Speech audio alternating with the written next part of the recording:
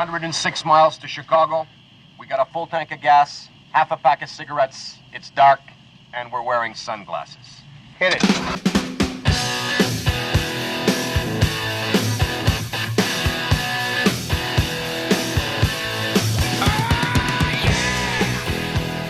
So guys, have you you heard about that new that virus out there? Fucking wash your hands, you know.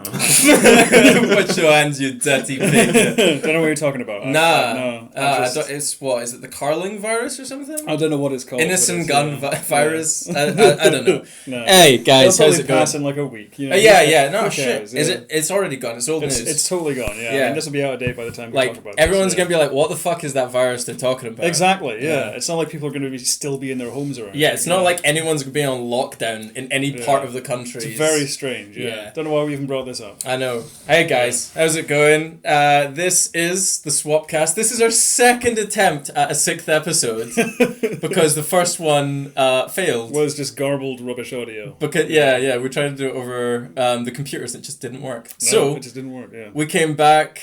Yeah, in person. Yeah, the exact opposite of what we're supposed to do in this whole situation. Yeah, exactly. We're all congregating together, sharing our germs. Exactly, yeah. Which is great. And all licking each other's eyeballs. Yeah, I've literally gone from a town in the outer reaches of the city into the fucking heart of the city to record this, I should say. It's Restelrug, mate. Exactly. Don't. It's not Princess Street. Don't get ahead of yourself. They don't need to know that. We're not going to get it. What? The one fan. They can't know how we live, James. How we live. The 1%. So we thought we would do the anime episode, the fabled anime episode. So we each have come forward with our own pick. Anime TV shows. Yeah, anime TV show. We're not going movie quite yet.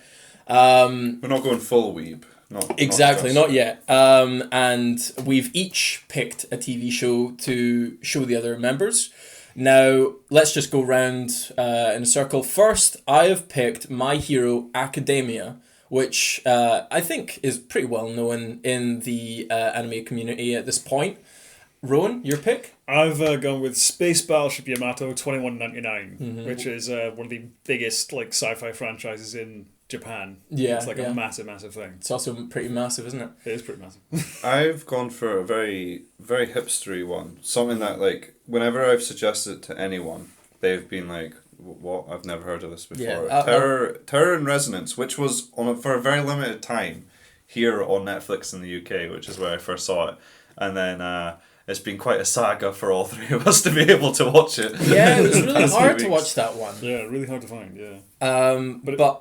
Yeah, I mean, we found it eventually, so we're ready. We've kind of gathered our thoughts, and we're going to start off with my pick, which is My Hero Academia. You're making him cry, Kachan! Here's the sad truth. If you keep on hurting him...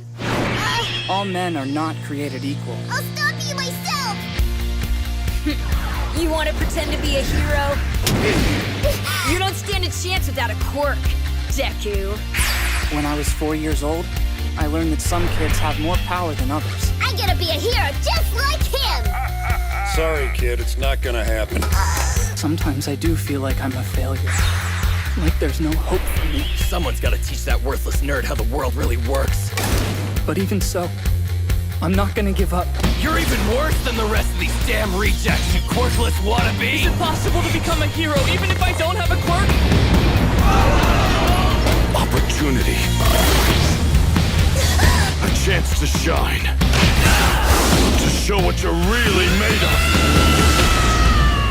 of. So let's go round first, guys. What do you think of it? I liked it. Yeah. I liked it. It's one of those annoying things.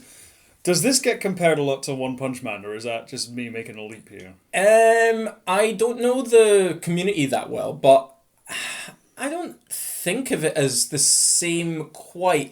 There's things you can link it to. Sure, there's the whole kind of media linked with the superhero and how it's their source of income, that kind of thing, but it's a very different world. It's your typical... Now, I'm not going to fall in the trap here, because I was going to say it's your typical shonen anime, and that's what I thought coming into it. Yeah. But throughout this, these 2 episodes we watched, because we all watched 2 episodes of each anime that we suggested. I had an emotional journey over these 2 episodes. Yeah. Yeah. When I first saw it, like our first little scene with Iska, I was like, who is this whiny bitch? Yeah. Didn't like him right from the start. Yeah, sure. Yeah, but if we get into it, what's the premise? So, yeah, the premise is about 20 years ago, there was something happened which basically caused people to start developing superhuman qualities, and it can be they're called quirks in this world, and it could be anything from you being able to levitate things really light off the ground to being able to like destroy half a city with a single blast. To having a double jointed elbow. Yeah. And it's kind of about the world that is kind of I suppose built around that in 20 years, and they've got a kind of prestigious school for the gifted young that are aspiring to become superheroes, but only the best superpowered people are able to get into those schools. And we're following one kid whose dream is to be a superhero, but he has no quirk. And it's his journey through the first 2 episodes in this superhuman world where, trains can be delayed by, 2 giant, like a giant villain and a giant hero fighting it out, which is really cool, So, yeah, that's the basic premise. Basically. Yeah, no, I thought I was amazed you chose this, because you chose this a couple of weeks before this whole virus phenomenon started getting on. First thing I thought, because I've had just at this point we're all in the craze of coronavirus at the moment. Now I thought, okay, I'll finally get to watch some. No. Sorry, I'm very hipster. So I was watching this, going, I can drown out and forget about all the stuff. The first thing that I see is when they're talking about the superheroes and the quirks. It all began in China. It's like, how have you had the foresight, a month in advance, to pick one where it's exactly that country? It's my quirk, man. Yeah, just Captain Hindsight. But somebody should have been there.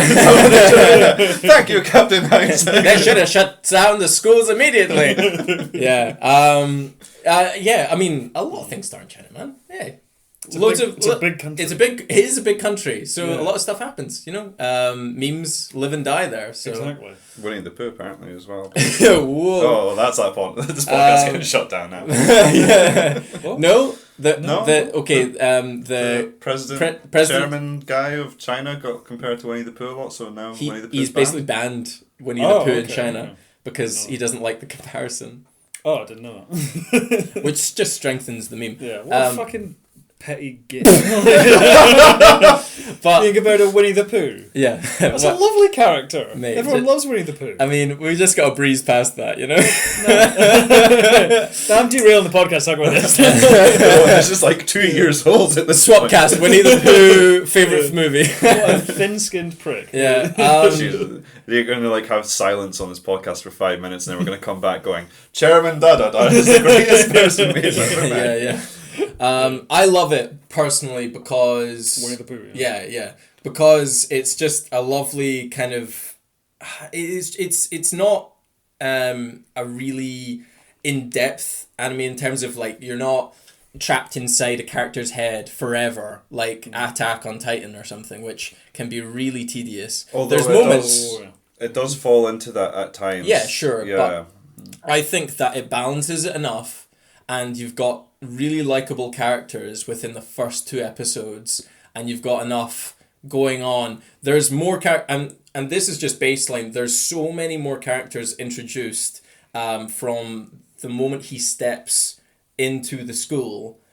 It's so many characters, and they're not just throwaways. Each one has their own thing going on, and in the loading screens between it's got these little bits where it's likes and everything, and they've got their own little backstories. Their birthdays are in there and everything. I just find it so charming. And you've got your Captain America comparison, All Might. All Might is so cool in this show, and like his theme and everything. And throughout the show, they during like the big fights, if like All Might gets involved, his like theme kicks off and it starts to like building. You're like, oh, that's spicy. It's so nice. I'm just really into it. It's one of those animes that just sucked me in right away, and I've just been so into it ever since. It's one of those animes where it's like, I don't know how to classify the kind of animation, but it's one of those ones where like it's totally unrealistic, where like characters will like their faces will snap to those really exaggerated expressions and with all those sort of sound effects and things. It's very typical in that way, which like you're in the mood for it or you're not kind of thing. But like I've got the it's a very energetically put together show. Yeah, like, I've got the first kind of volume. intense, actually in the flat actually, and you see some of the bits in the show are actually taken just straight off of the page and put on. That's really cool. I like that. And put on. So it's like really cool in that way as well. But yeah, I just want to share this with you guys because the use of the powers as you go through, you see so much fatigue of superheroes in so many different films these days, and I've never seen superpowers used in the way that they are other than this show, and they're so cleverly incorporated and mixed with each other. And when you see team ups like Captain America Civil War, there's not a lot of the times where their superpowers join up and do something really cool with it, but this show always surprises you in new ways in how they can, like, two powers that you've never thought of combining before, they do it, and you're like, shit, that's so cool. They've really thought of the mechanics of what kind of power is good against another, and like who's best to work in a support role while someone else attacks and all this kind of stuff. It's not just like a free-for-all of punches and blasts and all that kind of stuff. And sometimes the most powerful aren't the most offensive. It's like depending on what they're fighting or who they're fighting and what their quirk is, they may not be able to actually like go for it. Because there's a good bit in the second episode which I quite liked where it was like 4 or 5 different superheroes, and they were fighting a bad guy, and all of them knew that they didn't have the right power to take them on. Where like one guy who was like really strong, but then the person they were fighting is made of liquid, so punching them doesn't do anything.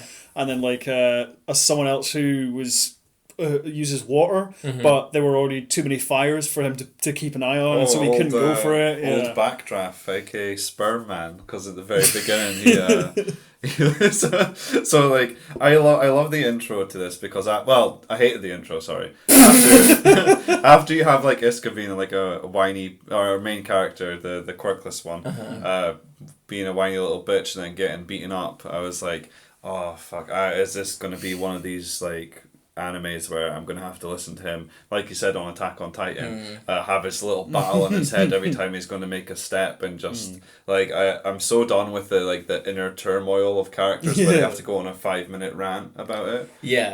What I loved is that when he's going through the streets, because he tries to find every superhero battle he can find and study it. What I loved is that like just I got a big dose of like Sky High, if you've ever seen it. It was very film. Shout out to Sky High, guys.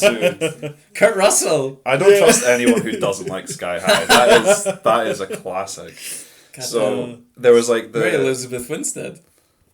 Oh yeah. Wait, is she in it? She's the bad. She's the baddie. Spoilers. She's the bad guy. That film that's like 10 years old. Hey guys, if you've not seen Sky High, go out and see it. Oh man. Bruce Campbell's in that as well.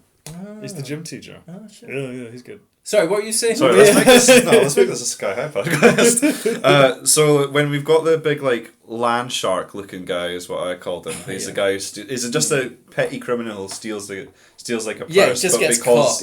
Because as you said, like 80% of the planet have quirks, so he has like turns into this massive like giant human shark kind of looking thing.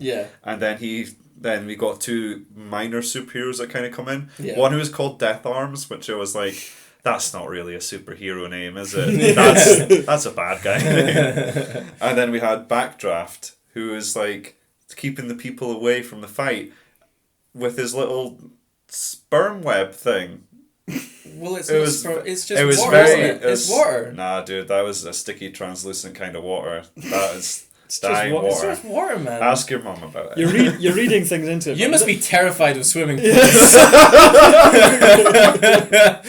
Just at the diving board, sweating. Any body of water, you're like, oh no, don't like this. Just dehydrated. I don't dare to go. That's why you're drinking dragon soup of all things.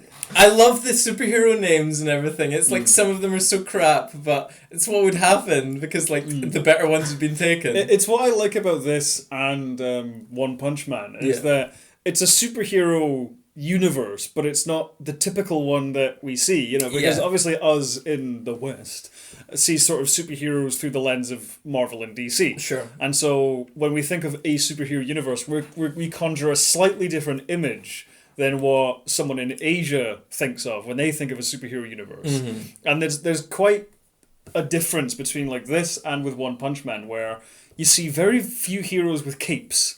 You know, and like flying, which it seems like everyone can do in the DC universe. Like I've almost encountered like no one in either of these shows that can actually fly in the traditional sense. Like because we're all thinking of like a Superman allegory and all that kind of stuff. But All Might kind of fills that role, but not quite. All Might can really power up a jump. But he needs to like just stay there for a second. You see his like legs absolutely pulse out and him like fly off, which is one of the funniest bits where he sees Mindori next, like grabbing onto his leg. The animation there is so good. There's such a unique bunch of, you know, superhero abilities. There's one guy in a later episode who his literal superpower, he got into the academy, but his literal superpower is he's got these things, these balls that he like takes off the top of his head and he puts them on things and they stick. And he's able to use them against villains in an actual way that he was, you know, pointed into the academy, like the most prestigious. So he uses balls and does what? Like, so he's got loads of like purple balls on his head, and he just takes them off, and like another one grows back, and he like throws them at things, and any surface that they hit, they stick to. So he's able to so like if he's running at a wall, for instance, just off the top of my head, he could like grab a bunch, throw them, and then stick up the wall, and then get up to the other side. Off the top of your head. Off the top of your head. Yeah. I didn't even get that. Rowan got that. That's what you're saying. I was just going to say balls to the wall. But that's another thing is that what I've also noticed about like kind of these superhero shows is that like over here is like superheroes kind of look like normal people. You know, whereas in these shows, as you say, there's a dude with like things growing out of his head, and there's like a guy with tree arms and all these kinds of things, and there's sort of like a kind of a different kind of body mutation kind of thing aspect to it, which is in a lot of more heroes in these Japanese shows than there are in kind of Western superhero shows. And there's also the thing of like in both One Punch Man and My Hero Academia, there's no equivalent of the Justice League or the Avengers. You know? No. And there's not separate superhero teams, but in both shows there's like one kind of a ranking system. Yeah, there's like one administrative body which takes care of all of it. Yeah. Which I find quite an interesting distinction. Yeah. And it makes it a more unique world where even if you've grown up with superheroes over here, than you're used to like Marvel and DC and so on, it's still quite a refreshing feeling universe. Mm-hmm. You know, even though there is One Punch Man as well, you get a different kind of they're very you get kind of both ends of the spectrum really, where One Punch Man is a guy who's like so absurdly powerful, everything's easy to him. Yeah. And then you have this character in My Hero Academia who is like completely at the bottom of the pile in terms of like superpowers and in terms of his class in the society and so on. You know? The thing is as well, well, I don't want to ruin too much of it, but he progresses in such a way that you're not just seeing a man from the bottom the whole time. You see him progress and see how he progresses fighting villains and everything like that, and he slowly, you know, he has different villains of different powers, and they get more powerful each time, and it's really, you know, each fight is not like, it's not a quick easy fight. There's like times after you're like, oh man, you're done, you're absolutely fucking dead. And he just keeps going, and it's, you know, like the Captain America, I can do this all day kind of spirit. But, you know, it's like arms, legs, you know, get broken. You know, like, you know, and that kind of stuff. But it's just so cool. I love this kind of world where it's not just in a Justice League or a Marvel. All the powers are very neat and kind of handy and not invisible. Even in X-Men, most of the time it's just quite like they serve a purpose. Yeah, Wolverine can always retract his claws. Yeah. In this, there's just some weird ass powers that you're like, if you took a glance at, you'd be like, you could never use that ever, and they find a way, and you're like, Jesus, okay, all right. I've never ever thought of, when you say superpowers, I'm never gonna think that ever. But you took that and made a whole action scene around it. I'm really impressed. And made a whole character. It's kind of like they've reverse engineered it from the opposite end, because like when you think about Spider-Man, Stan Lee came up with Spider-Man when he saw a fly crawling up the wall, and then he was like, what would I do with a superhero who could climb walls like that? And he, from that, got to Spider-Man, you know, and then developed the powers from there.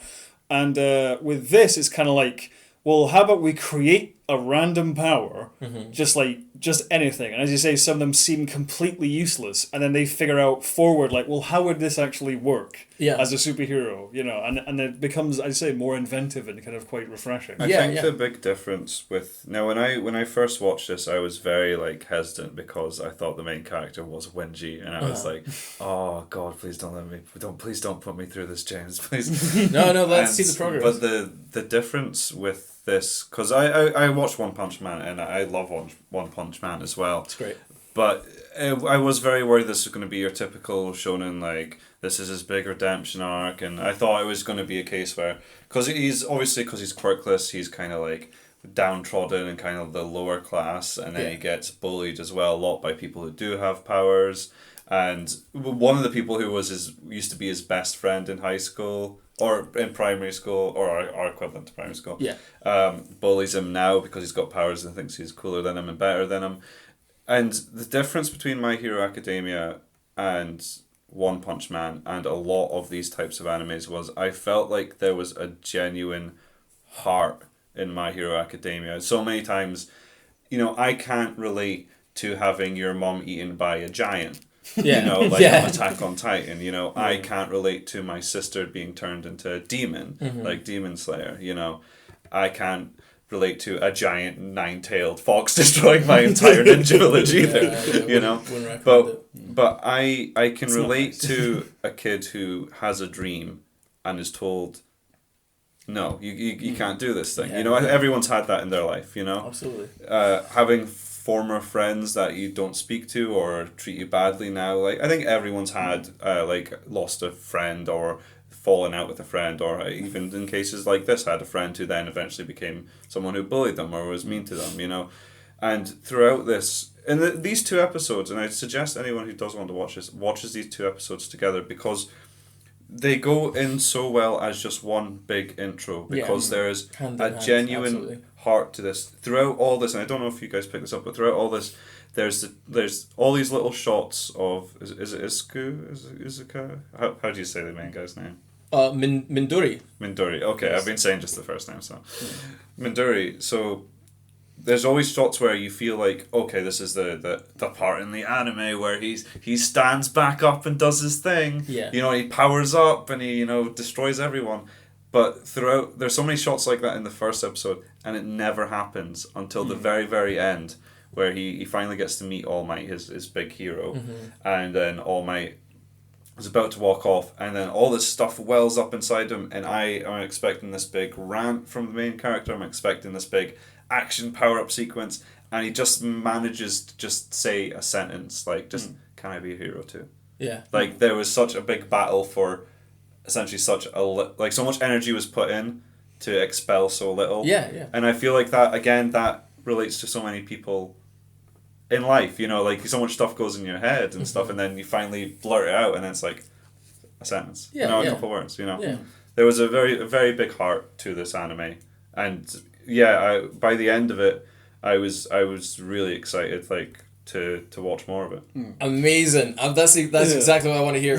Rowan, would you watch more as well? I would watch more, yeah. I think this is one of those things where I have to be in a particular mood for it, because it is very intense. It's a lot of it is at a kind of an 8 to a 10 a lot of the time. It's been written from the heart, yeah. As Cam was saying, as you say, it's like, while it does kind of resemble formulas you've seen before, it's like it's not done in a cynical way to go like, well, we need this and this because we're putting together a new show. It's kind of like, you know, the writers behind it are like, this is the story we want to tell sincerely. Looking at it briefly, it feels like a very copy and paste of a lot of popular anime. Yeah, absolutely. Yeah. It's like, if you look at it in the broad sense, then it feels very formulaic and typical. Peeling that back, though. Yeah, but then in the details, it's quite engaging and quite interesting. Like an ogre and an onion. Yeah, it has layers. Exactly. The reason why, I picked this show is, as well, the B characters are done absolute justice. If you go further into this, and you say, I like this character,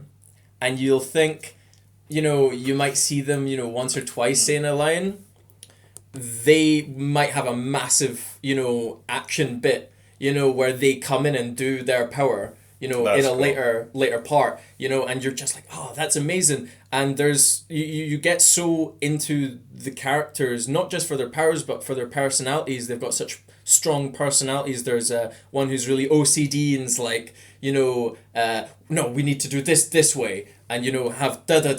We need to wash our hands when we and then there's, you know, there's the renegade, you know, and, you know, all these different personalities clashing, and you're saying to yourself, if one of these guys or girls is smoked in a fight, I'm gonna be at a loss for words. I'm gonna be hurt because I'm so connected to these characters at this point. And, you know, that's where I am when I'm watching it. You know, you don't know, but it's just done in such a way that you care for each and every character to some level, even the ones you don't like that much. So that was why I chose My Hero Academia, guys. I love it personally, but yeah, I'm glad that you guys liked it.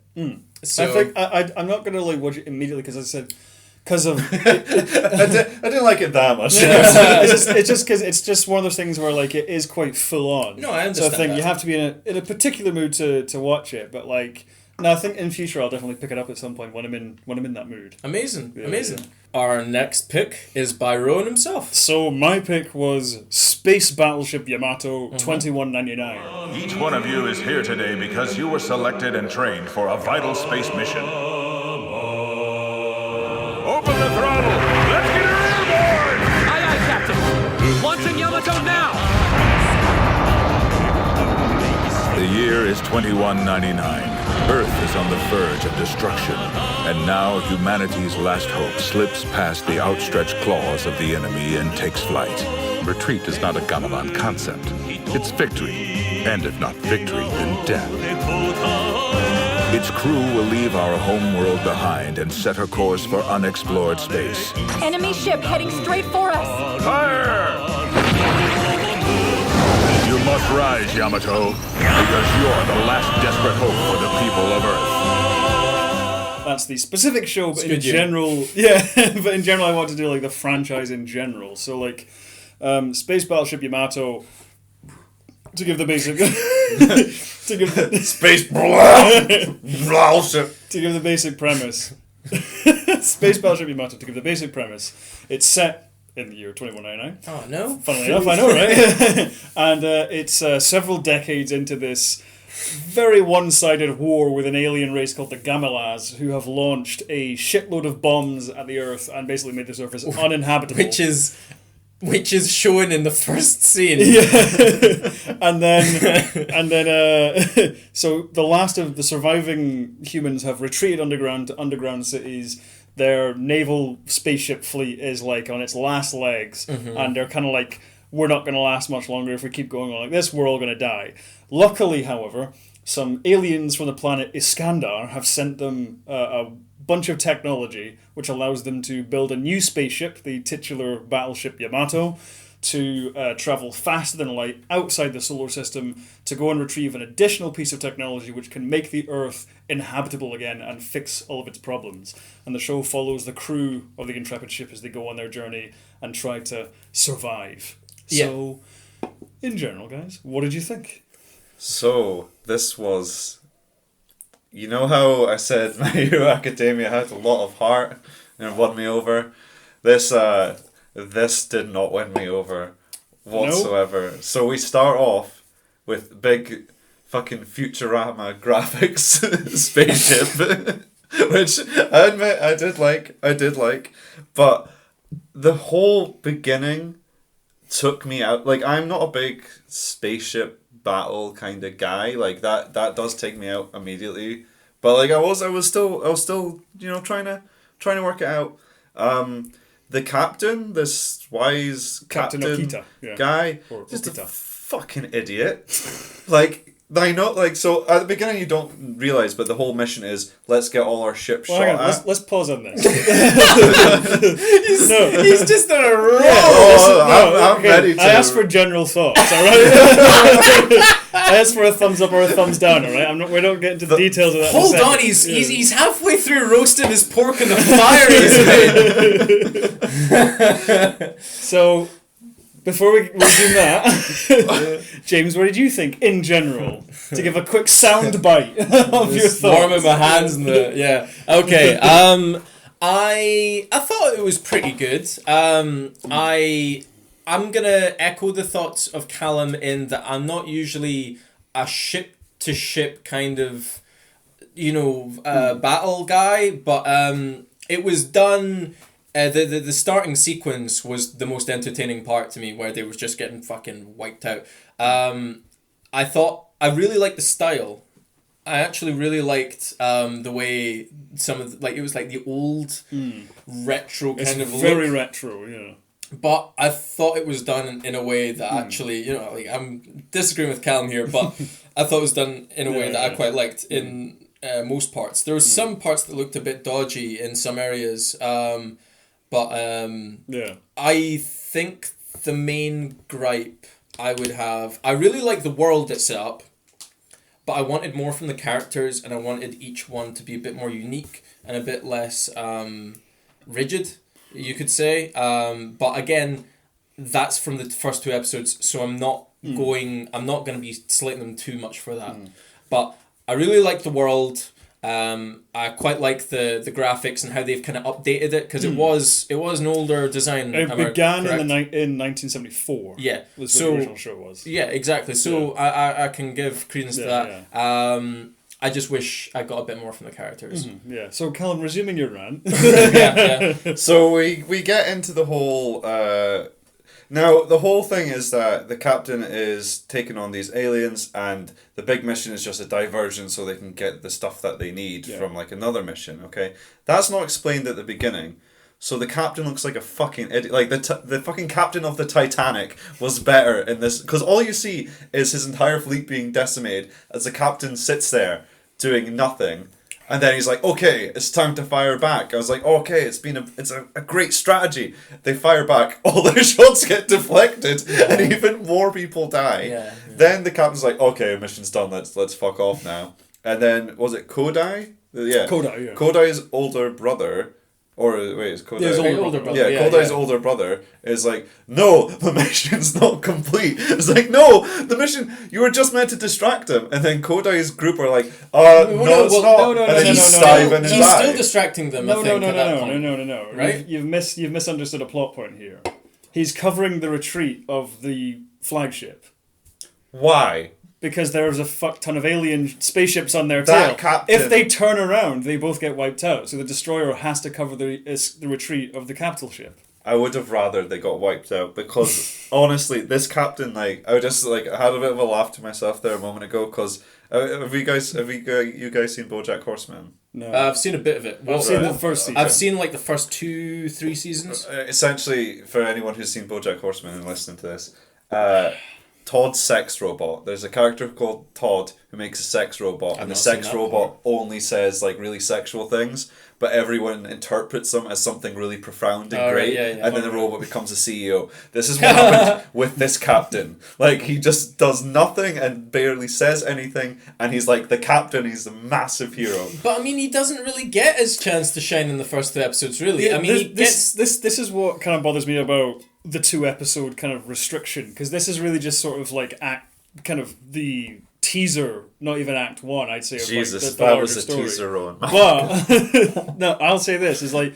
the captain. I don't really understand your problem with his strategy, because they're completely outmatched in every possible way. So strategy is to stand there and get shot. But there's a little bit of an issue I have with that. There's nothing they could have done though. Fucking fly away would be the first if one. they flew away, evasive maneuvers or something. No, because let's not stand in a row and just get shot. If they fly away, they get blown to smithereens anyway. Oh, so let's just stand still on Mars, make sure there's no percentage of a chance to avoid fails, because they could get discovered. So that's the point. Oh my god, there's so much friction already in the second. Let me just jump in for a moment, guys. Personally, Callum, I think you're nitpicking. What? I think you are. How am I nitpicking? Because you're not meeting it on its terms. The captain is useless. No. You're prejudging plot points before you understood the context. Because as you say, you didn't realise this was a distraction until they explained it's a distraction. But you maintain the snap judgment you made initially. Yeah. So no. So yeah, it's captain. No, because you're not considering the information that you're told later. Rowan, I'm going to let you have this one. I kind of tired myself out there.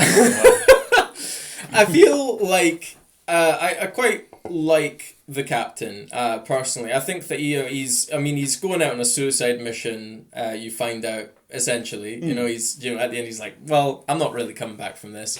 I'm kind of intrigued to see most with what happens with him. I'm expecting the biggest, the most satisfying kind of conclusion from his story. The best friend is just kind of like the best friend character to me. Like, it's in a lot of things. And he's like, there with everyone else. I can't remember. Did you not find when the captain was saying, I'll go on this mission to whatever planet? Yeah. Did you not find that very, I'm a glory hog and I'm doing this. You stay here and look after the shit heap of what is left of because he's dying. I feel like he's saying why not? I'm skilled enough. But I'm on my way out. Let me do this. I've only got a limited amount of time remaining. Because think about it. If the other guy went, because this mission has a very slim chance of succeeding. So if the other healthy admiral captain went, and then it's like, okay, that ship gets destroyed, then you're stuck with the guy who's commanding what's left. Yeah, the guy who's commanding what's left of Earth defenses is going to die within a year anyway. Yeah.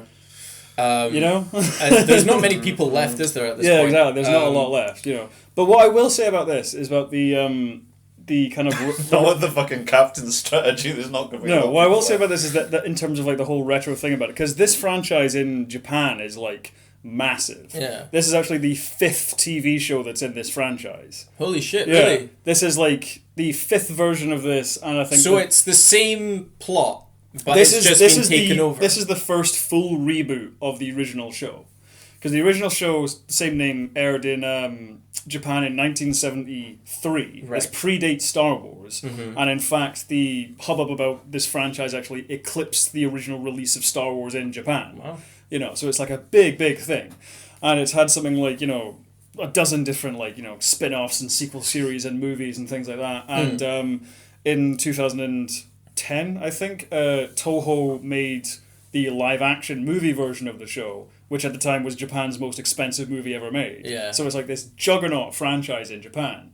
But it is very retro, but it's deliberately so. Because this is the softest of soft sci-fi. Yeah. It's not remotely realistic. It's all naval allegory to the point where they refer to landing on a planet as going ashore. Yeah. There's a later episode where the Yamato, the main ship, drops anchor on a planet that it lands on. And in another episode they even face off against a submarine which submerges into another dimension. when fighting, just to hammer in the allegory even further, I will give it to you that with these older animes, I've noticed there's a trend that the good shit doesn't happen till like I hated the first half of Evangelion. I tried to watch it like 3 times. I barely got through it. Never seen it. And then I actually got to the last half of Neon Genesis Evangelion. Holy wow! It's great. Your brain, like, there's very few times in my life where I felt my brain melt while watching something. My brain was melting at the end of that. So in in a great way, kind of, but also like a bad way, but also an amazing way. That's a fucker of a show. It's a good show, yeah. So I will give the benefit of the doubt that it may get better later on. I have more context. my one major gripe. Now this is great. What's another major gripe? This is to give some context. This was after doing 2 hours overtime at my work, so I was like, not in the best place. Please let this. And this was like a slog. And like Rowan, like I love you, babe, but like this was a slog for me to watch. I got through the second episode and I was like, please don't let the aliens also be humans, for the love of God, please, because I could feel that they were going to look like humans, and then we get the shot of the aliens. As soon as I had that thought, like I've literally wrote it down, if the big reveal is that they're human, then I fucking hate this show. And then 3 seconds after writing that down, as you can see right here, FFS is just written. It's not even written; it's carved into the page. There's a reason for that. Just for. No, I said. You're just shaming. Just rub his face in it like a dog. We've got to mention the music for the show as well. I love the music. Yeah, I love the theme tune. It's like super iconic. The best version of these theme tunes though is from the live action movie, where they've got a full orchestra backing it, and it's fucking awesome. That was cool. It's really, really good. Yeah, and I like the music that was in it, but I thought it was very sparse. I thought throughout both these episodes there was just long bits of silence. Because the first 2 episodes, it's probably worth watching the third to get the third episode to actually fully kind of understand what you're in for with the show, because these first 2 episodes, it's the setup, isn't it? It's not, the Yamato doesn't even launch until the last 5 minutes of the second episode, so it's like you've only just got the ship underway, by the end of these 2 episodes. But the rest of the season, it's 26 episodes long, and the rest of it is the Yamato going off into space and getting into adventures and doing a hell of a lot of fun shit, I was gonna say, I thought that there'd be more repercussions for the 2 guys taking that that jet out to meet the alien, and they get shot down, and they're like, shit, we'll pick you up. There's not really a reprimand for their actions in stealing the pilots. Well, kind of feels like there's a story, the plot we need to get to, so we're moving on to the next bit. That's how it felt for me. Well, that's how they end up discovering the wreck of the Yamato. Yeah. And because in that bombing run... I'm not trying to get in that bombing run, several crew members get killed, and that's how they end up being on it. Yeah. Is because the original people who were in their posts have died. So they're just because you found... this wreck. Because it's supposed to be a secret. Anyway, the whole operation to launch the ship. You are a backup of a backup of a backup, so that is why you're in this position. But, so which I did like that. But to give even further context, and there's a reason why the Gamilas, the bad guy aliens, look so human. And it's because the whole thing is an allegory for World War II as well. Mm-hmm. But the interesting thing about World War II, from our point of view, is that it's mythologized as a simple good versus evil battle. Yeah. But of course, Japan was an Axis power. Yeah. So their take on it is a little bit different. I think that's a very interesting point you made there. But that really, really influences the storytelling of this season, particularly as you go on, because it starts as a very simple retro, and I'm talking not even the 70s, but I say a lot of the ships have a kind of very rocket ship kind of Buck Rogers design, so it's even more retro kind of 50s kind of style to it, and so it starts off as a very simple humanity good, Gamilas bad, fight each other, good will win kind of thing, but as the story goes on, stuff starts to get revealed and things happen where you understand it's actually not quite as black and white as you thought it was. Yeah. Right. No, it's a very interesting point you made there, because with a lot of like Studio Ghibli as well, though, there is that kind of like the bad guy then kind of becomes like the friend at the end. You know, there's like No Face, for example. Like there's a lot of that in like in. I mean, I don't know about Japanese entertainment per se, but like Japanese, a lot of like big popular Japanese animes, that is a running theme. But because another point, which is like to bring this allegory, is that I didn't know if you got this context or how much you know about World War II history, but the spaceship that they fly is built out of the wreckage of the World War II battleship, the Yamato. Like in universe. Because in reality, there was a battleship, a dreadnought called the Yamato, which the Japanese Navy built to go and fuck up the Americans when they were on the losing side of the Pacific Theater in World War II. And by many accounts, this was like one of the most powerful naval warships ever built, if not the most powerful one. The Chad of warships. Yeah. It was like ridiculously powerful. You know, it was a fleet killer. It was designed to take on like, dozens of ships at a time and destroy them. Well, basically, the Americans knew that none of their surface ships could take it in a fight, so instead they sent like a series of bombing runs over like a week to eventually just whittle it down and sink Absolute cheaters, man. I mean, it straight on. But they're just taking it straight do you see the historical allegory here? Is that in World War II, Japan was on its back foot, its economy was crashing, its ground campaign was pinned down in Manchuria fighting the Soviet Union. America were throwing asteroids from Mars. Exactly. Yeah. So basically, and they sent their Yamato out as like their last hope. so they sent... just got like the image of like, when like Thanos brings down the asteroids, except it's Trump. But that's the historical allegory, is that this ship, which was sent out as Japan's like last best hope to win the war and got sunk, has been literally built again in a spaceship and then sent out as the Earth's last hope. And that's why the Gamelas look human, because the Gamelas are a stand-in for the Soviet Union. Because something you get into, because that's why their uniforms, the Gamelan uniforms, look very, very Soviet. Yeah, they did look very Soviet. And it's also because you find out later as the series goes on, is that the Gamelas are actually made up of several different races. Just like the Soviet Union is made up of several different states. Yeah. Okay. And there's a whole power structure where Gamelas of like a blue, kind of a light blue skin color are superior in class to Gamelas of a green skin color. Okay. Because the Gamelas of green skin were assimilated in a previous war. And again, that's kind of how you... There's shades of grey introduced, because it's sort of like... Shades of green. Yeah, so it's kind of like, the Yamato is fighting all these other ships, but a lot of those ships and a lot of those people they're fighting are kind of in a system of oppression themselves. I'm curious to watch more from the perspective of it being Japan and it being kind of Russia. And see how that unfolds.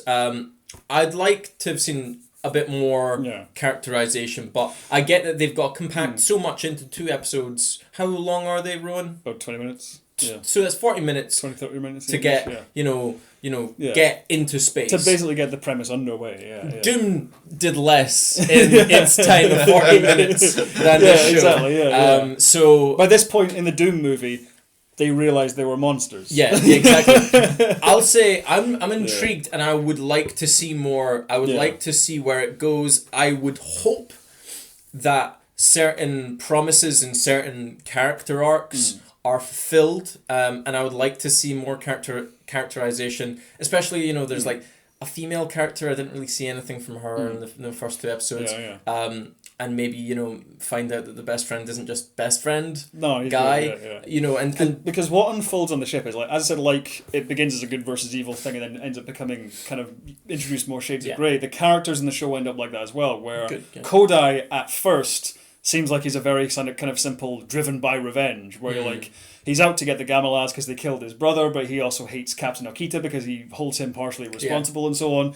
But you think that that kind of part of his character is going to go on for ages, but it actually doesn't. Yeah. It peters out in about the next 2 episodes because he talks to Captain Okita and gets in his face and is like, "You got my brother killed," and so on and so forth. And Captain Okita just turns around and tells him, he's like, "Yep."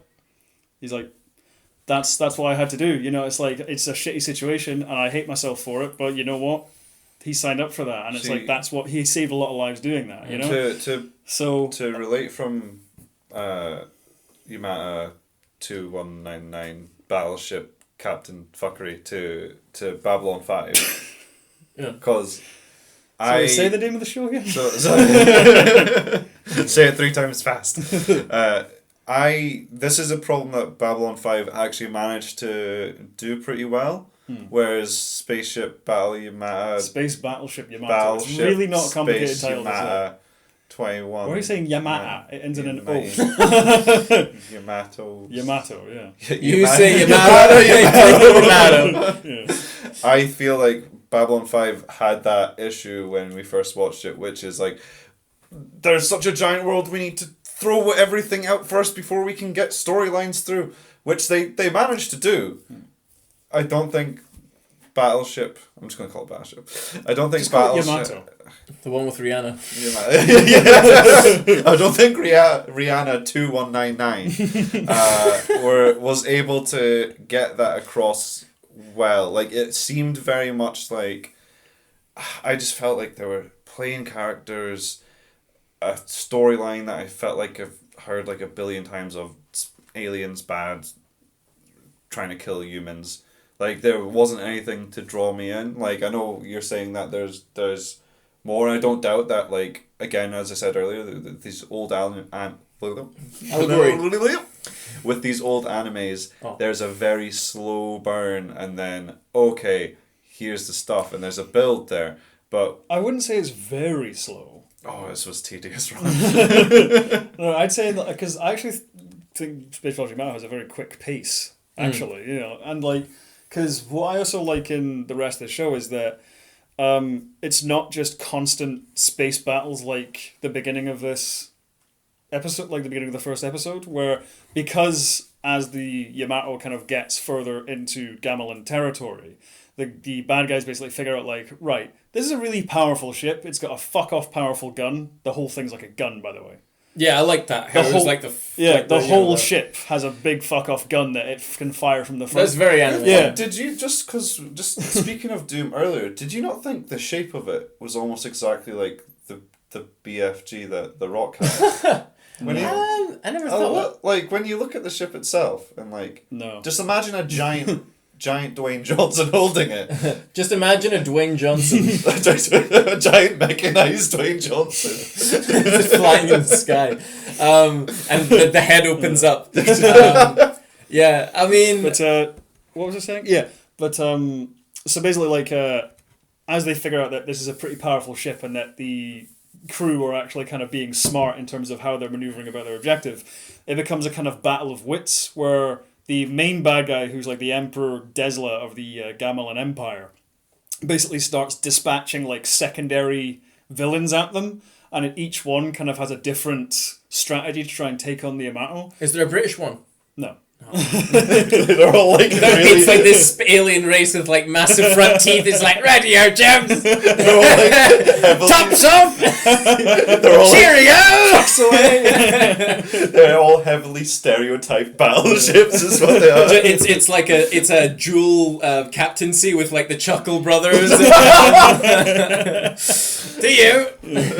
But yeah, because like the first one they meet, like in the third episode, is like a totally overconfident, snobbish, you know, oh, puny humans, and basically just gets killed like immediately. Yeah. And then the next one is like someone who uses like a satellite network to like bounce a laser at them to try and kill them, and it's like they have to figure out a way out of that. Then there's another one who's like this like brilliant strategist who's trying to take them on and like lure them into traps and all this kind of stuff. And so like as it goes on, the Captain Okita, who you think is a terrible strategist and all that kind of stuff, completely, you know, turns it around and is actually a really kind of smart how they sort of try and anticipate what their enemy is doing and how they're trying to avoid that. But then the enemy's also trying to anticipate, like, well, if we're setting a trap for them here, that's obvious, and they're trying to go here, and we're trying to figure this out. And it's all mind games, yeah. Yeah, it's exactly. It's a bit slower than like an actual firefight, but it's fast-paced enough that, you know, Yeah. It's sort of like, there's lots of kind of maneuvering and things between episodes of them trying to figure out what each other are doing, and then it comes to a head like every 3 or 4 episodes until it's like, oh shit, we're in a fucking horrible situation, the ship's about to die and all this kind of stuff, you know.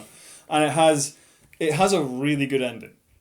How long is it? 26 episodes. All right, okay, yeah. But, like, as I said, where it looks like it starts, where, like, humans good guys, aliens bad guys, humans defeat the bad guys kind of thing, it doesn't quite end up in the way you think it would. Sure. And, like, when it actually all comes to a head, and, like, the Yamato kind of gets within reach of its goal, more interesting developments actually happen on kind of both sides of things. Okay. Like, is it, like... Yeah, so, like, is the ending kind of, like, of the level... Like, I mean, how would you put, like, this big, like, kind of, like, oh, the ending's really good? Would you put it as in kind of, like, Neon Genesis Evangelion, where it's like your mind's gonna melt and you're gonna question fucking reality and existence, or is it kind of like, all right, it's kind of like, you know, like at the end of Saw, where you're like, oh shit, that guy was the guy who did. Oh man, what I mean is, I like how you went to Saw. You could have gone like Prestige. Anywhere. You could have gone Memento. To be fair, watching this was. You could have went Usual Suspects with that. Anything, yeah. Fucking that captain guy's walking away with the little hobble. Like he's actually fine. He's not dying at all. But like, no, I wouldn't. It's not like I don't mean it's like a big twist that happens. We're like, oh my god. You just stick the landing. Yeah, no, it's more like as I said, it's sort of like it starts with one very simple plot thread, but then as it goes on, multiple subplots kind of spring out from that central thread, and then all kind of come together again. Sure.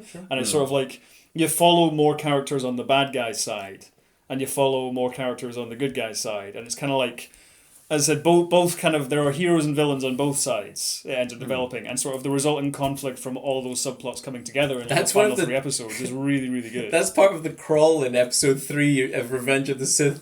There are heroes on both sides. And he's like, what heroes are there? I'm not going to lie, I would be interested in watching the movie. Just to see, because I feel like with this, it was just such a... Honestly, it felt like such a slow pace, but like I think with a movie where it's like, right, we need to get this stuff out the road and get to the cool shit. I find it really weird you found it so slow. Dude, so like slow. There's so much action that happens in the first 2 episodes. But you have to remember though, like with me, space battles isn't action for me. Like I don't like strange. I don't know what it is. Like honestly, I have no idea what to pinpoint as, but like space battles, they have no like.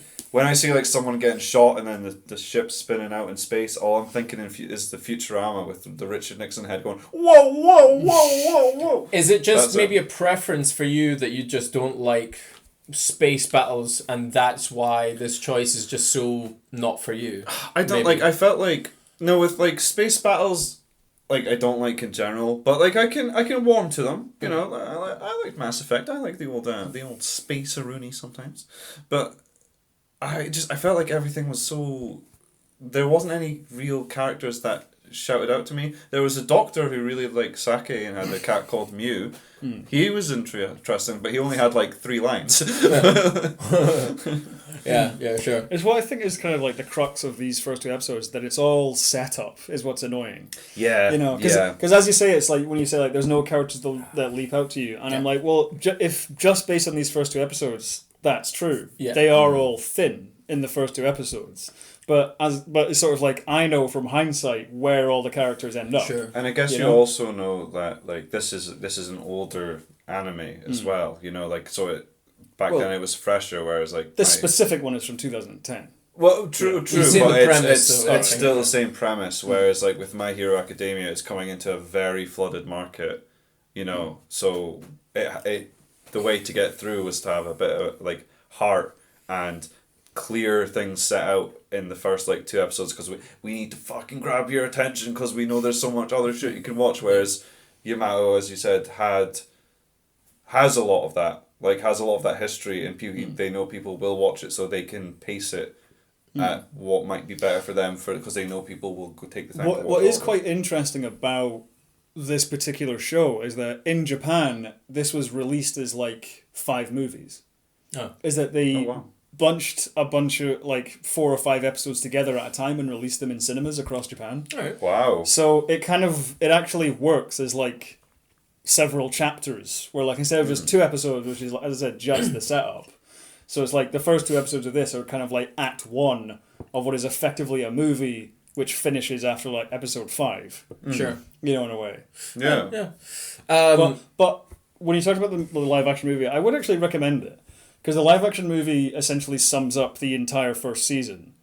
And it does have a major change where it turns the Gamelas into like insectoid things. Instead of yeah, I'm already sold. Like, you just sold them on the movie. Apparently, yeah. Aliens that look like aliens. That's all I've wanted. But like, it's a pretty good adaptation, and it's got some great action and awesome music and stuff. But that's like that for me is like a sort of a more simpler, straight cut space action adventure kind of thing. You know, whereas this being kind of military sci-fi gets a bit more complicated as it goes on. Mm-hmm. I mean, I would watch more episodes. I would, as we've said, it's just the setup. I'm interested in at least one of the characters, like but yeah, I'd watch more. I'll say that, and I'm like from what you've said about the strategy of each battle being different. I like that. I like the sound of that. I'll say I'm not the biggest of strategic, spaceship battles, but if it's done in such an intriguing and unique way each time, I'll enjoy that. So that's my final thoughts. As James said, needs more Rihanna.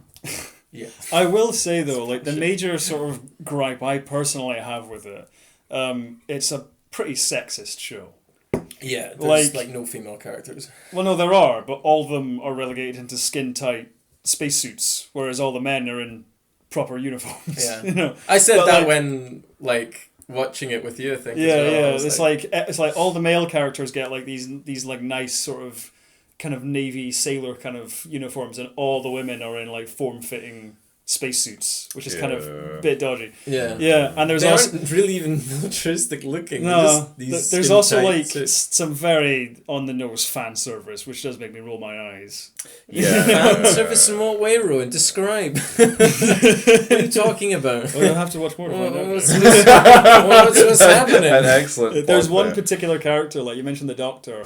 He has this nurse character who's basically just there to be Nurse Big Tits. Yeah. That's like when I think because she was one of the first female characters I saw, and I was like, Jesus Christ. Yeah. And I feel like that's always a weakness in a lot of animes, though. That's very pervy kind of. It's a bit annoying. You feel a bit. There are some eye-rolling moments in a lot of anime. Yeah. You need to break the hand wash out. Yeah, and there are like. For clean reasons. I remember the hand lotion. I remember I was watching an episode of this show the other day, and it has this really unnecessary shot of one of the female characters like going up a ladder, and they just happen to put the camera right under her bum as she's like going up the ladder, and there's just like. There's bits like that. There's also a plot line of like... And Rowan just had to watch it and pause it at that time. And keep it paused for about 3 to 5 minutes. There's also like the plot line of this female character becoming one of the pilots for like the fighter squad. And there's tons of like, oh my god, she's so girl! Yeah, exactly. Yeah. Like, she's so hot and things like that. And I'm like, just stop it. Like, considering this was like how many years after Battlestar Galactica reboot came out, because like they did do some of the things in this show where, because this is a remake of an older show, they changed some characters from male to female from the old show. But even when they did that, it's like Battlestar Galactica did that, and they made no fuss about female fighter pilots and any of this kind of stuff. So like to see this show do that, it's like I get that it's retro, but it's set in the future, so. Maybe don't do that. Yeah. That's the one kind of thing that annoys me about it. Dude, Starship Troopers had it, and they didn't have any sexism in their space fleet. Exactly. Yeah. It was all co-ed. It was, actually. Yeah. That was the first time I ever saw nudity in a movie with Starship Troopers. Shout out to opening new doors for Callum in Starship Troopers. I mean, I don't really have anything else to say about it currently. I mean, I'm intrigued. I'll watch the movie. Give me real aliens. Fuck that captain. Okay, we're done. Okay, that's the end of part 2. It's just gonna be like I'm gonna be edited in a way where it's just like I fucking love the captain and Yamato spaceship. Alright guys, and now moving on to our last pick of the night. We go on to the third and final. We go to Terror in Resonance. Callum's Cue intro. pick. Okay, maybe not. Fucking soundbites. I can't even remember. I can't remember the intro that well. It's not the most hype anime song. Like, okay, so first of all, best anime song is clearly the One Punch Man theme song. Yeah. Yes. One Punch. Come on. I mean, I've got to say as well, My Hero Academia's got a pretty punchy intro. Yeah, it's pretty good. Have you ever heard the Japanese intro for the 90s X-Men cartoon? Oh, yeah. It's fucking great. It is. That's got great. Yeah, that's got great. You'll need to show me. Yeah, it's fucking awesome. So, Terror and Resonance. No, not that one. The Japanese theme tune is different. Oh, okay. It's awesome. Okay. Well, we'll hear it at some point. Yeah. So, Terror and Resonance. Tokyo used to be a burnt field. Yeah. Hey, what's going on? It's been almost 70 years. Watch out! However, this country remains a defeated one. Why were you even with 9 and 12? By accident. Remember, you chose this path. It's Sphinx. They released a new video. Remember, there will be another boom if you don't solve it in time. Shibazaki! Roppongi's been hit! We should take this as a direct challenge to the police force! Don't do anything stupid.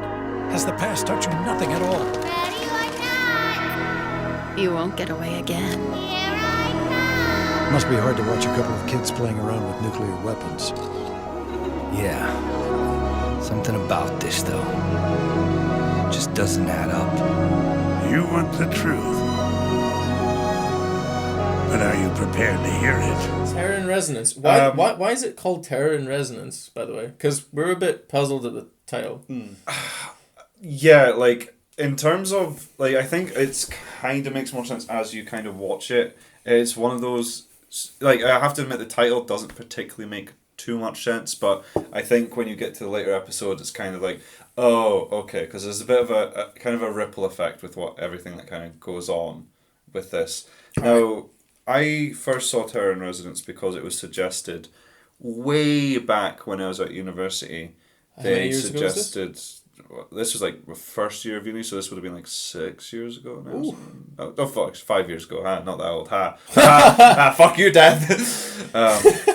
So yeah, it was just like, so when I went into uni, like I did the thing of like, I'm going to join every club possible and be as sociable as possible. No. And then I learned that like you can actually go to parties and socialise that way. Yeah. So I signed up to everything and didn't go. But I got all the newsletters, and one of them was, we're going to watch Terror and Resonance, a hidden gem. It's on Netflix. And I was like, oh, I'm hungover and don't have anything to do. I had watched it, ran through the entire season in probably a day, maybe, I think. Wow. Was hooked when I started it and absolutely loved it. Terror and Resonance it's very... Now, the first 2 episodes, I think it's more based in reality than the other 2 that we've watched. Yeah, definitely. Yeah. One's set in the future and one's got superpowers. One is slightly... Yeah, so you start off where plutonium is stolen from a nuclear facility very efficiently. Yeah, with the words Vaughn, I believe. Yeah, Vaughn. Yeah. VON. Yeah. You find out the people who stole it were these 2 kids / teenagers / preteens, only named 9 and 12. Yeah. Who essentially are starting. Their motives for essentially starting terrorist activities where they have absolutely no idea why they are doing what they're doing. Like, can I just say, right, my opening, like, thoughts on it, I know that there's something that's motivating them, but I do not know, after watching 2 episodes of Terror and Resonance, why the terror acts that have been committed are going on. Because it's like this oh god, what's that?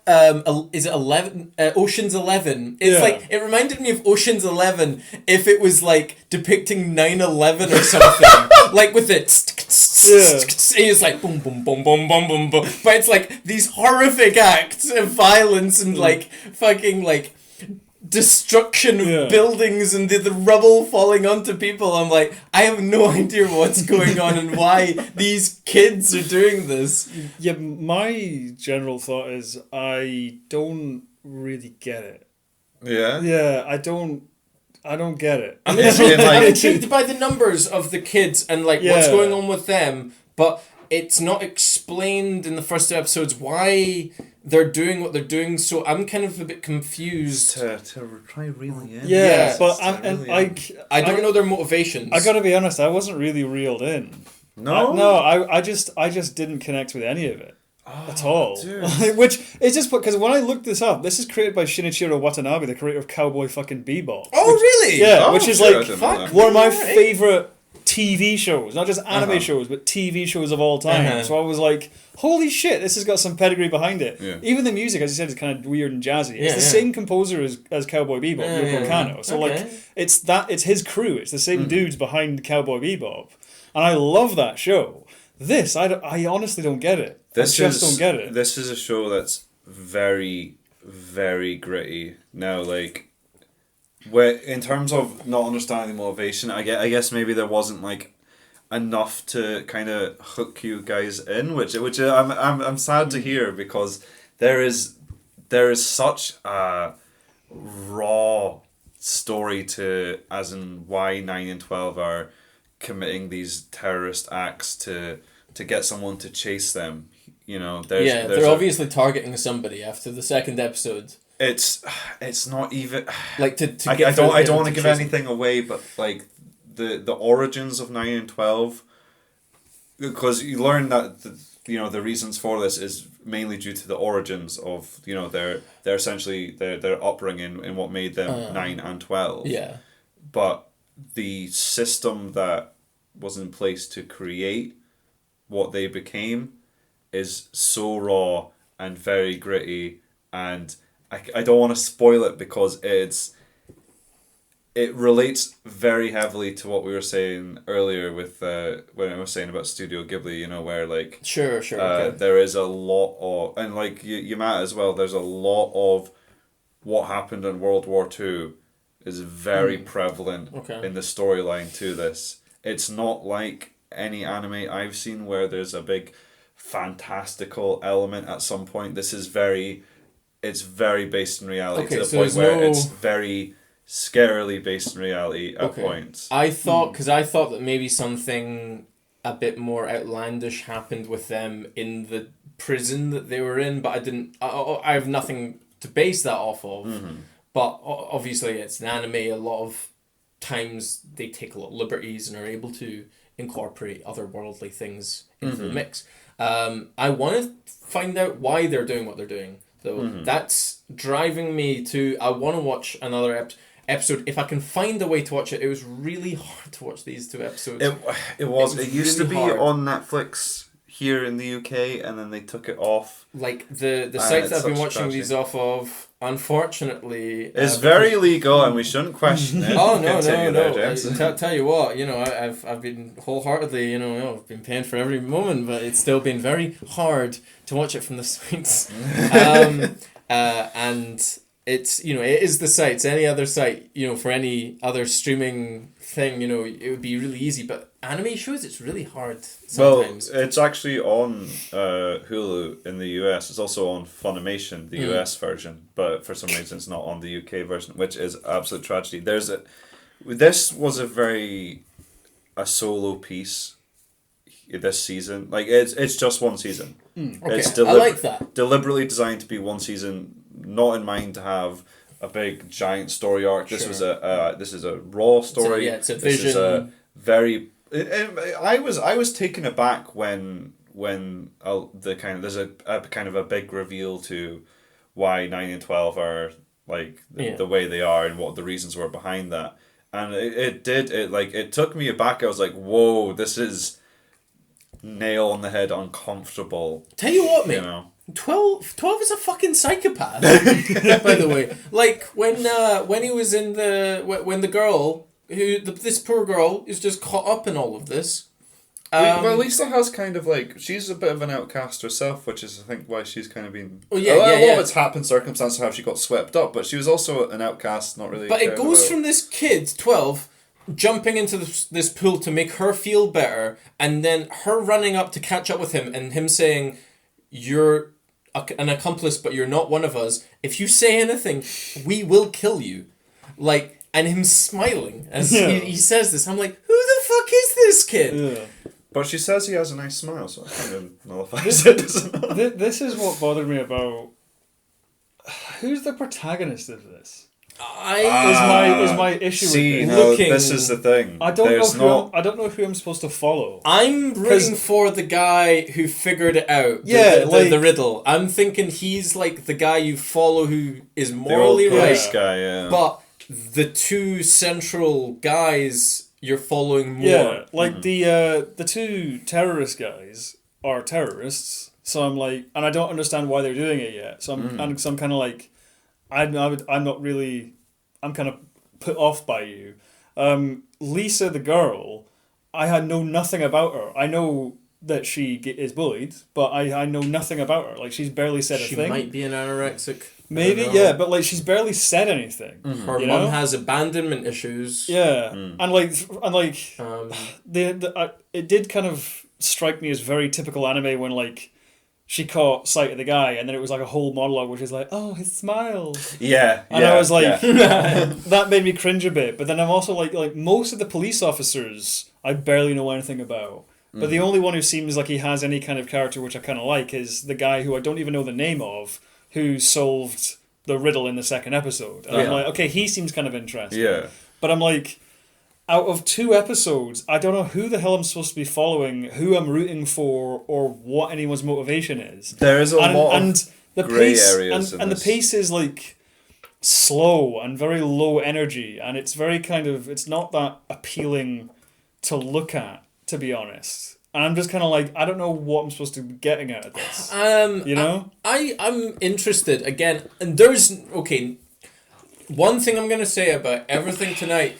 Thank you to both of you, because you both gave me something that I'm taking value from, and I actually really enjoyed all of this list. This is like the most solid list for me personally that has been brought forward. What about Kung Pao? I swear to Christ, okay? We're moving past Kung Pao, okay? This is a post-Kung Pao world we now live in. But I'm intrigued, and I want to also learn more about where these kids come from. I hopefully want it to be kind of like a V for Vendetta situation where you're able to follow the detective and his journey and his struggle with what he finds out, as well as finding out why the vigilantes are doing what they're doing, and see what's going on with the government, and see how that's going on. I'm kind of hoping for a V for Vendetta situation where you're peeling back the layers and you're seeing the hypocrisy and the corruption of the government, and seeing what's going on there and why they're targeting the government. So there's things that I like about it, but as Rowan said, it's a weak female kind of protagonist that there's nothing really memorable about her in the first 2 episodes that stood out to me, and I'm not really drawn to her as my kind of viewpoint and my kind of center into this world. Yeah, I think she's very... Yeah. Also, how did she jump from a building to that guy in the second episode? Because I was like, I thought there was going to be a reveal at that point, but then it just cuts to black. I'm like, how the fuck did she survive that? Did she jump into the guy's arms? Is he that strong that he can grab a girl that's falling like that far? That's a tangent. Yeah. But No, it's fine. But like, I think with Lisa, she is weak and she's not very special. But like that is the point with her. Like she's not like this fantastical character. None of them are. You know, like with Lisa, in a lot of ways, she's very much like a Nick Carraway, if we're to draw anime to the Great Gatsby here, where she's very much like, this is how we're like essentially seeing it through kind of her eyes almost to a big extent, until of course we get a lot more things revealed to us, and then in which case characters are more fleshed out with a bit more depth. Lisa tragically is very much, no one likes her, she's very weak, very outcast, and she's just been swept up in this. That's as deep as she goes. The depth is with 9, is with 12, is with the police guy who's came back on the scene. Yeah. And then the kind of like the retired. Yeah, it's 2 days away from retirement. Yeah, it's like, God damn it, I just got out, and then they pull me back in. You know, you know what though? I quite like that, even though it's a cliche. I like that shit if it's done well. There is there's a very important character that gets introduced later. Right. And the one downside I have about the show is this character is coming from America, and she's been brought in specifically because she has a past with 9 and 12. Right. And she kind of is really good at essentially hunting them down. Okay. But she's meant to be from like America. But she has like the most painful English possible. Like, say English again. No, I deliberately like English. Oh, really? Yeah, like where she's speaking English, but it's like because she's meant to be American, but it's in the heavily accented, the most heavy Japanese accent you've heard. So it's very hard to understand her, even if you're like American speaking. Which version did you watch? The dubbed or subbed? I watched it subbed. Okay, I watched it subbed as well. Yeah. Okay, I thought that this was maybe just a thing with the dubbing. The dubbing. It's just this one character. No. It's just with the sub. That's okay. Okay. Okay. Yeah, but yeah. Oh, again, like it's like what it's like what you're saying. It's like maybe we'll need to review this later on, but like sometimes maybe 2 episodes isn't enough. With My Hero Academia, 2 episodes was absolutely perfect. That's like, I specifically saw 2 episodes of it and was like, this is how to review it, you know, to the newcomer. But yeah, I suppose it kind of makes sense with yours. But apart from characterization, with mine it's sort of like you sort of see My Hero Academia and like Space Battleship Yamato almost kind of encapsulate what you're gonna see if you continue watching. Yeah, you know, it's like with My Hero Academia, I know if I keep watching, I know I'm gonna see the main character kind of like develop and try and work his way up. I know that I'm going to see some superhero battles. You know, I know I'm going to meet more superhero characters.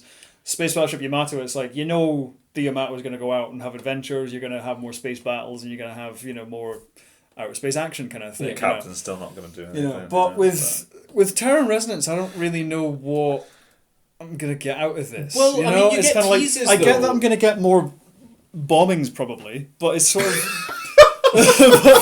But again, I'm just sort of like, I wasn't really. I don't know, just nothing really grabbed me. Terror and Resonance nothing grabbed me about very steeped in the reality of the world, and it's very grey throughout all of it. It's very. I think at the end you get a clear sense of who's right and who's wrong, but it's grey throughout it. Yeah. What 9 and 12 do. But then when you learn the reasons behind that, is that enough to justify the reasons behind that? Sure. Is that enough to justify? Yeah. There's no real person in the right and no real person in the wrong. There's only I think the only truly kind of innocent one is Lisa, and that is where she is special, is she's just swept up in all of this. Okay. You know, she's just been thrown into this whirlwind. That's what kind of puts me off her character, is though, that she's very, very passive. You know? But she doesn't have any friends. I know, but she doesn't seem to make any decisions for herself. Because she doesn't have any confidence because the way she was raised. But it's just a very... She's just meant to be a superhero because... No, I'm not asking her to be a superhero. I'm just asking her to be a proactive character. Well, maybe she's more character steeped in reality due to the way she was raised, Rowan, and she's not going to conform to your needs for a strong, independent woman just for the sake of a storyline. Very well done. Very well done. What I'm lacking though is like, God damn it! What I'm lacking in all of it is just any kind of captain who doesn't do. Right, guys, come on, let's not trade. Any kind of emotional investment. Like you talk about, you know, you reveal what their motivation is, and it's like really dark and all that kind of stuff. But for me, I'm like, you could tell me right now, and I would have no, you know, it wouldn't mean much to me because I don't really care about either of these two people. Well, yeah, because it's only the first 2 episodes. I know, but I don't care about either of them. Yeah, but it's sort of like, you know, it's like, what are the motivations? But again, I'm like, well, you could tell me it's anything, you know, and I don't really care. Because really, it's just like, it just clarifies a logistical This problem. is where I for me, reveal you know? that it's a prequel to Battleship. Yes, in the year 2000. It's like it would clarify a plot point, but it would have no impact, because I don't know either of these people at all. Well, I don't know them either, Ron. We don't go for like brunch and stuff. But... No, it's just like, I don't know what... I get a vague sense of their sort of arch personalities, but again, I just don't know what they're about. What I don't know what to invest in. They are very distant. I will admit, Lisa's very 2D. 9 and 12 are very distant because it's not the time to let them kind of reveal more yet. The police chief is kind of only cropping in at the moment. But that bothers me. It's like there's 2 episodes and I don't know who am I following. You know. Well, yeah, but that's maybe what we're supposed to think though. At this time, I don't know because I've not seen the rest of it. If just because I've just seen the first 2 episodes, I probably would have. I like the start of it, but I'm a bit confused. I wish that we were with the detective. Or the now detective a bit more to kind of introduce us into the world, because he's a bit more active than the passive Lisa that we have. Also have Lisa, obviously, but to just flesh him out a wee bit more within those first 2 episodes, because it's then it's an outsider's perspective looking in, because I'm just a bit confused because we're looking at the terrorists doing their acts and not knowing why they're doing it in the first 2 episodes, and I'm left wondering why they're doing them. And that's a good thing and a bad thing, because I want to keep on watching to find out why, but I do not know the motivation as to why they've just blown up a whole building, and I'm confused because of that, and I don't know, and the mystery driving that. But at the same time, it would also drive it if I was seeing it from the detective's point of view. If you understand what I mean. No, I understand. I totally understand what you mean. There's this one. I think the reason I like it so much is because it's not like a typical anime. There's not a main character per se. Is it more an ensemble protagonist? Piece? It's more. We're living in the same world as them. These events are happening. This is this guy's path, that guy's path, that girl's path. They're all going to intertwine at some point, and there's reason behind all this. Okay. And it's a very good reason. It's very entertaining. You guys should watch it, and anyone listening should watch it too. Yeah, nice. Right. Well, I mean, you know what? I think with both your animes, I'm intrigued by. I think that I'm there's something within both of them that I want to find out the details as to what's going on with both of them. I'm just trying to think which one. I'm going to go away and watch first. I think we've summed up Terror and Resonance pretty well. Do you guys want to give your final thoughts, and then we'll go for our choices? My final thoughts is I don't really know what to think. I have honestly, it was like just white noise. I have no strong feelings about it whatsoever, one way or the other. The strongest emotional reaction I had to it was when I googled who the director was, and was like, holy shit, that guy's made one of my favorite shows of all time. But this, I just didn't get anything out of at all. It's like I don't dislike it. I'm sure it's very good, and it's sort of the revelation complete, but based on the 2 episodes I saw, I just had I have so little to say other than I don't really know. Nothing. You know? Yeah. Things happened. Yeah. I was like, I saw various goings on for about 40 minutes, and then it ended, and I don't have any drive to see anything else from it, to be honest. No, that's dude, that's fine. I said my piece about Battleship. It's fine. My final thoughts on it are: I wish there was more fleshed out characters, but then I can say the same thing about Battleship. From the first 2 episodes. Please stop calling it Battleship. I'm just going to call it Battleship because at least call it Yamato. Yeah, at least call it Battleship with Rihanna, please. Battleship with Rihanna. All right, Yamato. Rihanna. We So I think it's maybe an episode problem that we have here. My hero Rihanna. To some people she is. To some people she is. Not to that Chris fella though. She has her big like talking to herself anime moment, and then she just fucking like punches Chris through like a wall, like 3 walls. She changed the weather. I think that for fuck's sake, I think that there's some things about it that I wanna keep following the detective. I wanna keep finding out why they're doing what they're doing.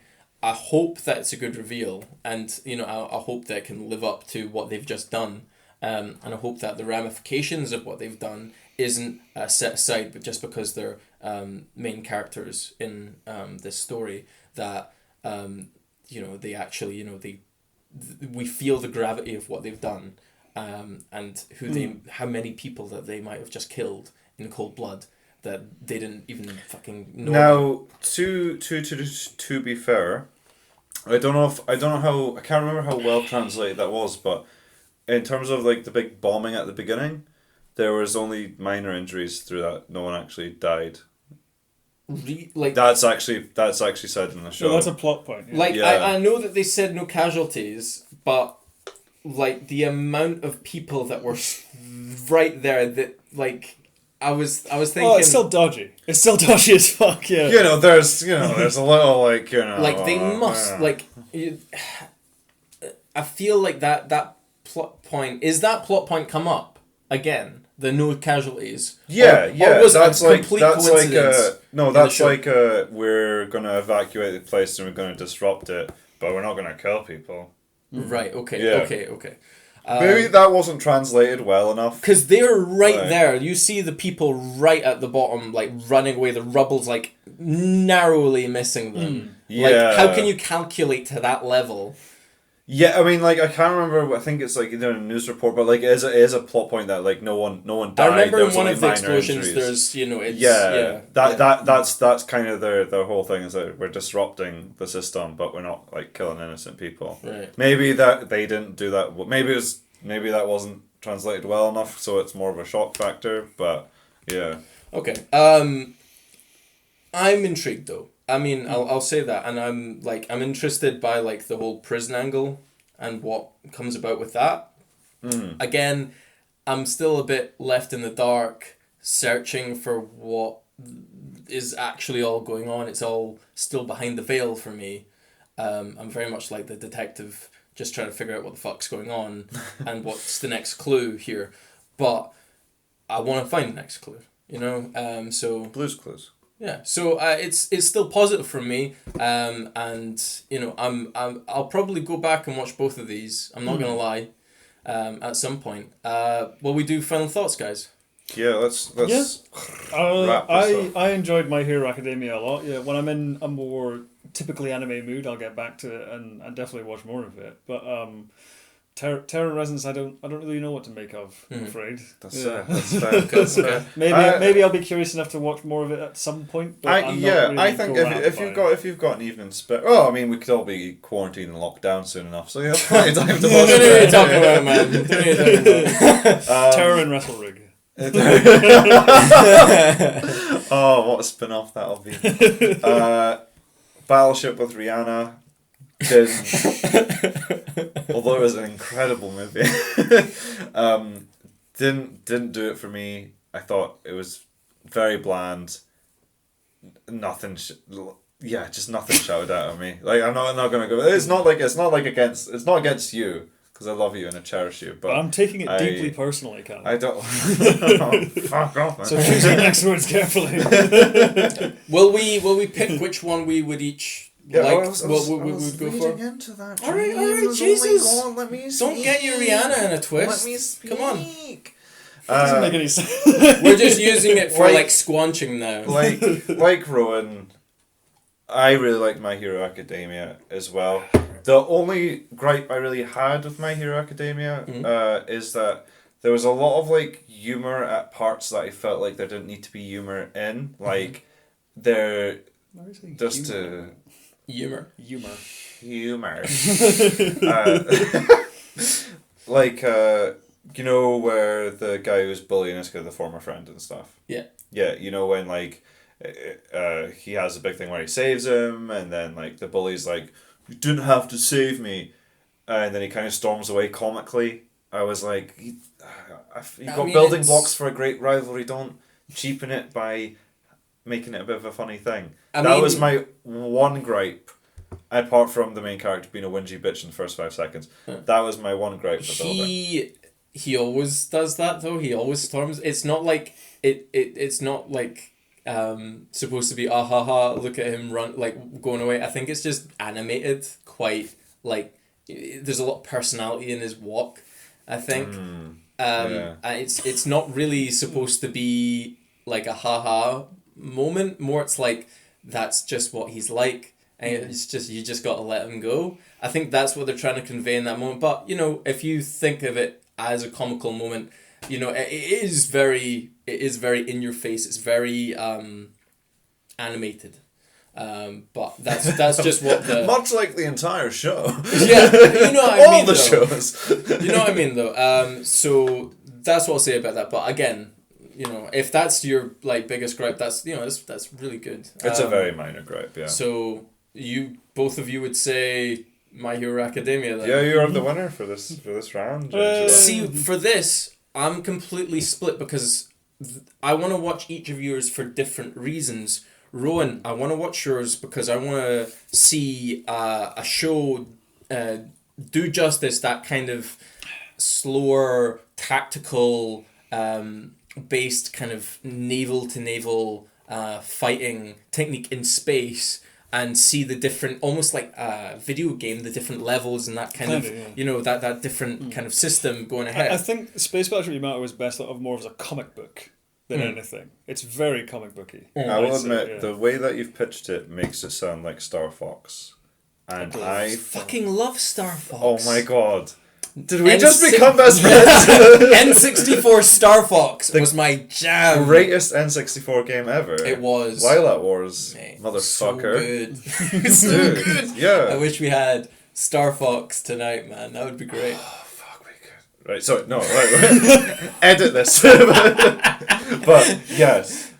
On a tangent, you can. Yeah, I know you'll definitely edit this bit out. But there's when I was meant to go to Dublin, there's a wrestler who has got a documentary crew filming him. So before he enters the ring, he goes, "Right, guys, you need to make a big fucking reaction for me because I got this documentary crew." He's like, "React like The Rock was coming out." And then he goes like, "React like Hulk Hogan was coming out before we found out he was a big racist." He's like, "Edit that."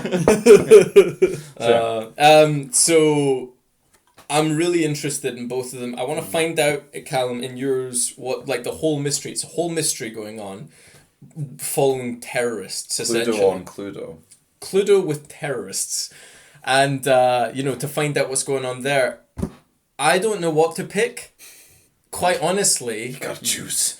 I mean, you've won anyway, James. Throw one of the peasants some crumbs. I really don't know, man. I don't know what to pick. Flip a coin. Right. Or do Ippy Dippy My Space Yippy. What? What's that? Right, no, here, I'll give you a coin. Don't you have a coin? Never say that again, Rowan. I don't know what Nobody has that was. Ippy Dippy My Space Okay, right. so Tails should be my one because Tails and the Sphinx, because the Sphinx are the two. Okay, sure. And people have head in Space Battle. the head of the ship. Exactly. Right. Okay. Here we go, guys. Oh, will I flick it or will I spin it? Flip it. Just do the thing and then catch it. Okay. How do you normally catch it? Tails. Yes! Terror in Residence gets the point, ladies and gentlemen. But Terror in Residence may have won the battle, but My Hero Academia won the war, ladies and gentlemen. It did. Amazing. So, that's our episode of anime done. And thanks for listening. Yeah, thanks everyone. Tell us what your favorite anime is, and what you're doing in lockdown, maybe. Because we're just going to make a fire here. We're going to get some No, we're tunes joking, playing. but like Scotland could very well be on lockdown by the time this is up as well. We may be in lockdown very soon. We have a harmonica. I'm not shitting you. I'm not shitting you here. We have a harmonica. Like we're gonna play ourselves out with the fucking campfire. Well, so before we get to that, you can find me on my main YouTube channel. It's just my name, Rowan J. Coleman. I'll have another video on Space Battleship Yamato coming on Monday. Yes, topical. Callum, exactly. Where can we find you? Can I find you if anywhere? I survive the virus, I will definitely get a Twitter, guys. You always say that. You always say I'm gonna get a Twitter, and you've not done it. Tease. It's long. It's long, and then you have to endure it. Like I'm afraid fucking I have Battleship. Right, guys. I'm afraid, Cam, I have no emotional investment in this team. Oh man, son of a bitch. Spar, guys. You can find me at Kryptonian Cape on Instagram. Yeah, and I should probably like make some funny photo of us doing something for this podcast. I think I've skipped out on some, but who gives a shit, right? Who gives a shit? Right. Anyway, guys, have a good one. Stay safe out there. Wash your fucking hands. You dirty pig. You dirty pig. And watch Battleship with Rihanna.